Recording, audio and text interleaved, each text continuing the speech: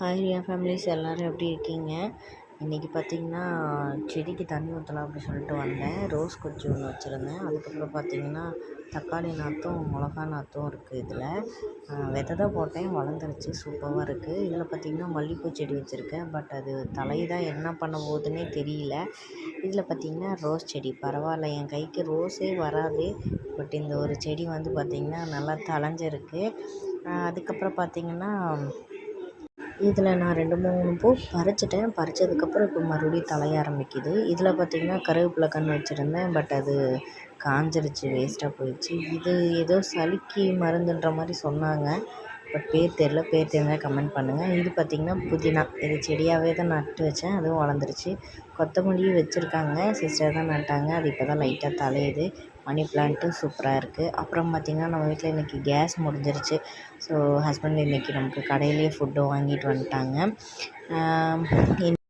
நாங்கள் பார்த்திங்கன்னா மொத்தம் 5 பேர் இருக்கோம் வீட்டில். ஸோ எங்களுக்கு 5 பேர்த்துக்குமே சாப்பாடு வாங்கிட்டு வந்துட்டாங்க. வெஜ்ஜு தான் வாங்கியிருக்காங்க. என்னென்ன சாப்பாடுனா தட்டைப்பயிர் சாப்பாடு, தயிர் சாப்பாடு, தேங்காய் சாப்பாடு, அதுக்கப்புறம் தக்காளி சாப்பாடு வாங்கியிருக்காங்க. டிஃப்ரெண்ட்டாக இருந்துச்சு, அதுலேயே பிரிண்ட் பண்ணி சூப்பராக பண்ணியிருக்காங்க.